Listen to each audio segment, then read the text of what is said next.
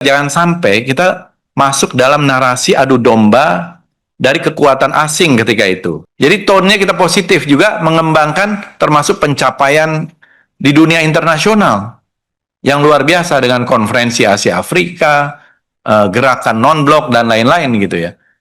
Begitu juga yang lain-lain. Kita berharap sejarah ini sebagai pemersatu bangsa kita gitu dari berbagai macam perbedaan, dan kita mempunyai kelemahan-kelemahan.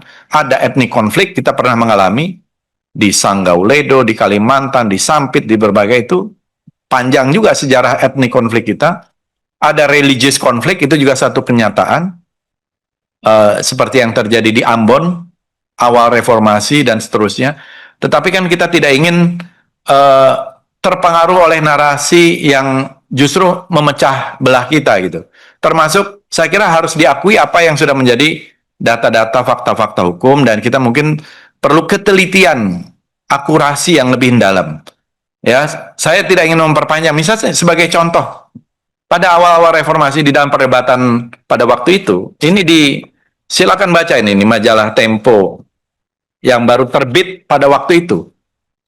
Tahun 98. Dibaca di sini dan bisa dikutip bagaimana mereka juga melakukan, kalau tidak salah seorang wartawannya mengatakan investigasi 3 bulan soal perkosaan massal itu.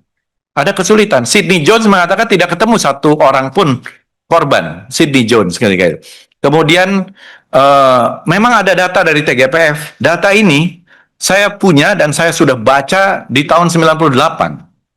Ya, data TGPF ini, dan saya punya bundelnya lebih lengkap. Dan cukup banyak, kita bisa berdebat, kalau ada, kita harus kutuk, dan kita harus kecam, dan harus orang yang melakukan itu harus ada. Tapi ketika itu juga jangan sampai kita masuk dalam narasi adu domba dari kekuatan asing ketika itu, yang memang ingin memframe. Misalnya sebagai contoh, dalam salah satu tulisan ditulis, sebelum melakukan perkosaan massal, mereka meneriakan Allahu Akbar. Ada, ini ditulis di majalah Tempo. Ini kan mengadu domba. Begitu juga mereka yang melakukan perkosaan massal itu berambut cepat, arahnya ke militer. Kita tidak ingin ini menjadi narasi adu domba dan kita kemudian mengenyamnya tanpa ketelitian gitu. Pendokumentasian yang kokoh. Itu masalahnya. Tapi kita harus akui bahwa jelas itu ada perkosaan, dan itu terus terjadi juga. Ya, tetapi secara hukum kita sulit untuk mendapatkan misalnya pengadilannya gitu. Kan penembakan Trisakti ada fakta hukumnya, ada pelakunya, apa yang lain-lain juga begitu.